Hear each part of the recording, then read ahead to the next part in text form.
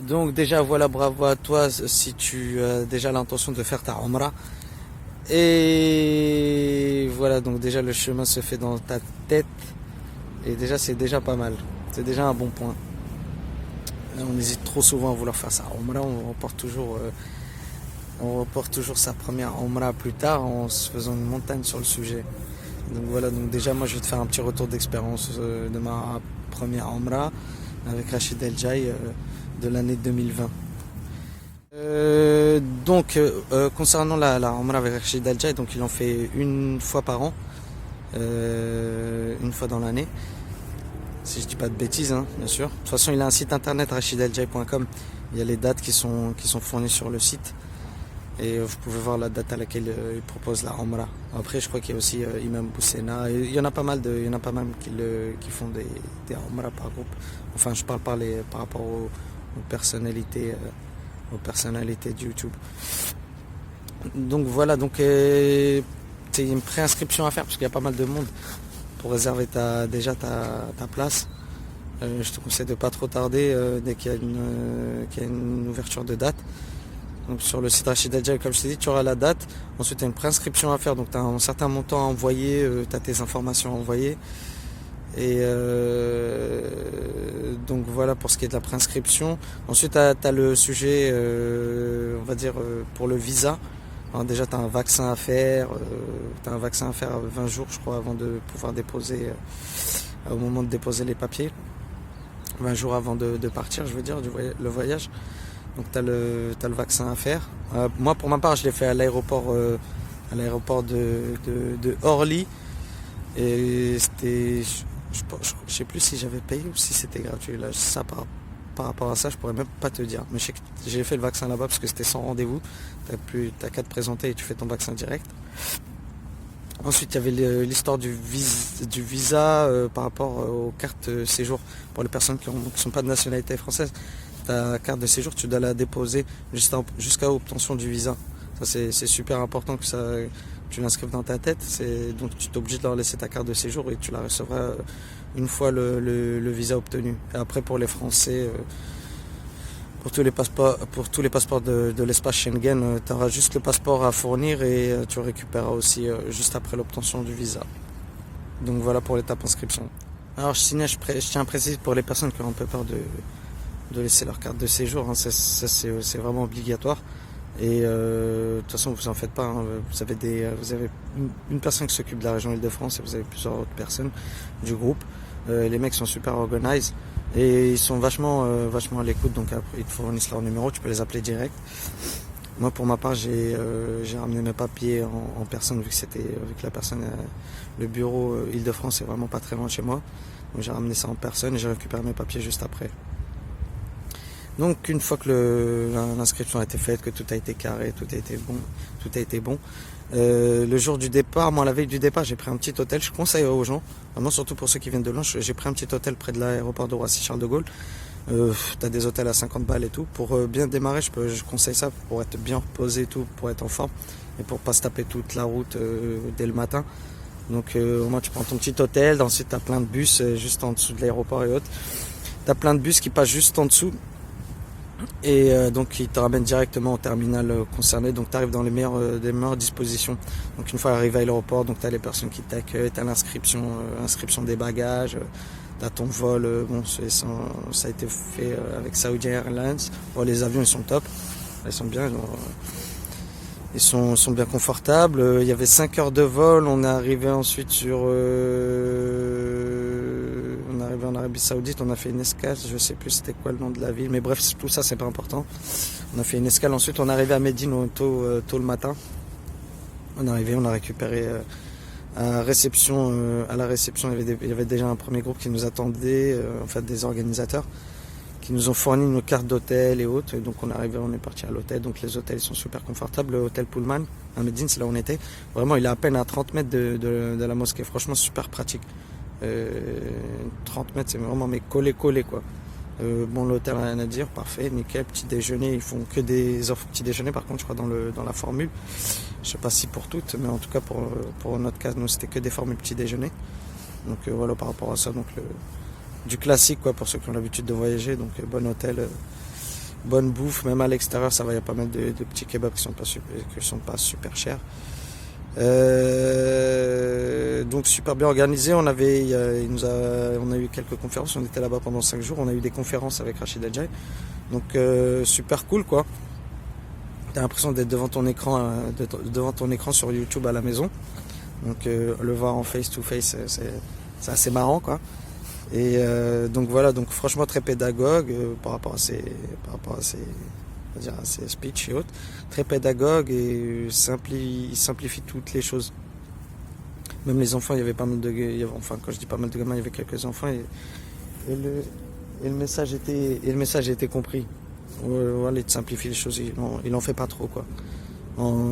Je dirais que c'est parfait pour le niveau débutant, enfin, comme moi quoi. On est tous des débutants, je veux dire la vérité. On est tous débutants et donc vraiment dans la pédagogie pour l'accompagnement franchement de la Ramla, franchement ça, par contre ça a été vraiment un gros point fort pour Rachid El Jai. Donc Rachid, si tu entends, point fort pour toi, pédagogie au top. Donc ensuite on a eu quelques excursions. Quand je dis excursions, c'est pas non plus le safari hein, la Ramla.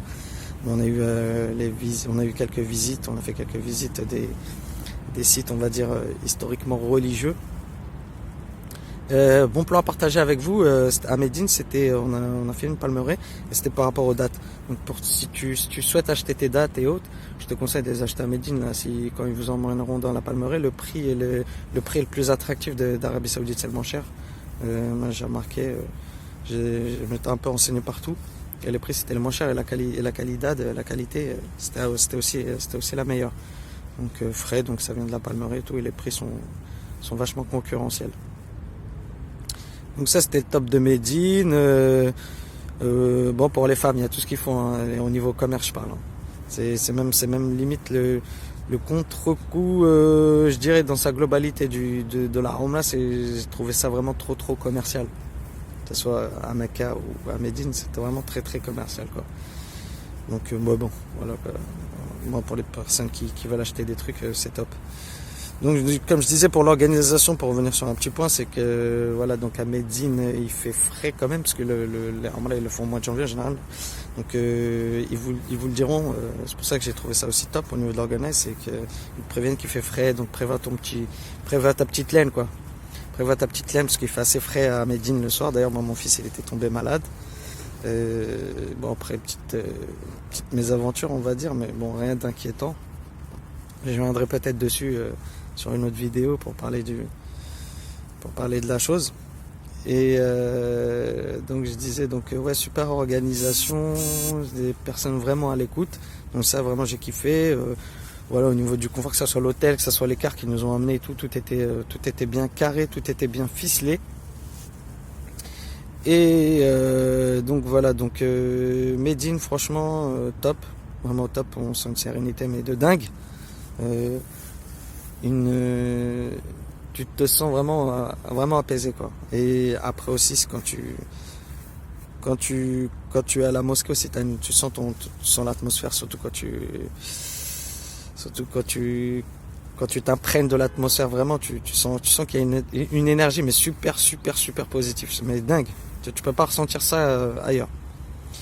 Donc on a fait nos 5 jours, ensuite on est parti direction la Mecque. Moi il y a comme 5 heures de quart, je tiens à le préciser. Et petite chose marrante, c'est que quand tu mets ton ihram pour partir à Mecca, tu mets ton ihram et tu pars à Mecca. Bon, le soir il a caille, donc je te dis en mode ihram sur le chemin, les femmes se moquaient pas mal des hommes. C'était assez marrant parce qu'il faisait frais et nous on était avec nos petites serviettes. C'était assez marrant. Donc je passe cet épisode là, donc les 5 heures de quart. Donc moi vu que j'avais le gamin, bon c'était assez, je vais pas me mentir, c'était assez physique, surtout sur la fin. Le temps de s'installer et tout. Donc arrivé à Mecca, les 5 heures de quart, on a fait bien sûr une pause. Arrivé à Mecca, direct on récupère nos bagages, on prend nos cartes, on monte dans nos chambres, on se prépare et tout. Hop, direct on fait la Umrah. Donc je vais pas revenir sur les détails du rituel, de toute façon après il y a d'autres mecs qui sauront parler, d'autres personnes sont plus aptes à en parler. Et donc voilà, donc ça, démarrage, un peu d'anxiété, comment ça va se passer, petit point avec Rachid El Djaï juste avant de démarrer la Umrah, sur les explications et autres. Ouais, comme je dis, il simplifie vachement les choses, c'est compréhensible de tout le monde. Ça, franchement, sa pédagogie, j'appuie dessus parce que j'ai vraiment apprécié, vraiment pour le mode débutant, c'est vraiment mais parfait quoi. Donc no stress, tu démarres ta Umrah et là, qu'est-ce que tu t'en prends. Franchement, émotionnellement, c'est fort, mais de fou. Et je conseille vraiment à tout le monde de faire sa Umrah et de pas tarder quoi. Quand je dis de pas tarder, c'est pas remettre toujours à plus tard, plus tard. De pouvoir la faire, vraiment ça apporte un truc, on va dire, sur le rapprochement. C'est pas ce qui va changer ta vie, hein, je dis honnêtement, mais au niveau émotionnellement, en fait, t'arrives à mettre des images sur, on va dire t'arrives à mettre des images sur tout ce que t'as appris un peu, et tout ce que t'as entendu, tout ce que t'as lu, on va dire sur l'histoire, quoi, l'histoire de l'islam. Donc ça te met, le truc, il est un peu plus concret, je vais dire. Et donc voilà, émotionnellement c'était fort, la Umrah c'était intense. Et voilà aussi, donc après le reste, on a passé le reste du séjour à Mecca, on a fait toujours nos petites visites, donc le temps assez libre, toujours quelques conférences, toujours au top. Et donc assez libre sur le reste du temps. Ensuite, qu'est-ce que je voulais dire? Ouais, aussi on a eu une chose importante. On nous a fait visiter en fait les étapes du Hajj. Donc on allait sur les différents sites et donc pour t'imprégner un peu de la chose, et vraiment ça c'était cool. Donc déjà tu peux te mettre déjà en tête ce qui t'attend quoi. Donc tu peux déjà te préparer mentalement, voir ce qui t'attend, comment te préparer. Donc psychologiquement déjà c'est pas mal. Ça t'enlève l'appréhension. Donc voilà, pareil, je vais pas revenir sur les détails de l'hôtel et tout le tralali, franchement tout le reste, voilà, dans tous les cas c'est du haut standing, les hôtels et tout étaient rapprochés vraiment au niveau standing, je dirais c'est vraiment du haut de gamme, l'organisation haut de gamme aussi. Je fais le résumé vite fait, rapidos. Vraiment au niveau des prix, vraiment si tu hésites, il n'y a pas une grande différence. Et ensuite là en plus tu as là une personne à notoriété publique, donc qui maintient un certain niveau, on va dire, un certain niveau de service, donc c'est vraiment de la qualité pardon. Et donc voilà, donc je le conseille à tout le monde pour une personne vraiment qui débute, qui le fait vraiment pour la première fois. Vraiment c'est la personne la plus adaptée pour l'accompagnement pour une première Umrah. Vraiment, moi c'est comme ça que je l'ai ressenti et j'ai été content de le faire avec lui. Bon, les autres fois, maintenant que j'ai vu, donc maintenant que je l'ai déjà fait, pour les autres fois j'aurais pas besoin de cet accompagnement là, mais pour une première fois, pour une personne qui débute, qui le fait pour la première fois, vraiment je conseille fortement de la faire avec Rachid El Djaï. Après je parle pas des autres, mais je parle pour celle-là que j'ai fait avec Rachid El Djaï, vraiment au niveau pédagogie haute. Après les autres sûrement doivent être bons, mais au niveau de la pédagogie pour Rachid El Djaï, c'est vraiment le point fort. Après au niveau des prix, il n'y a pas tant de différence qu'avec les autres, hein.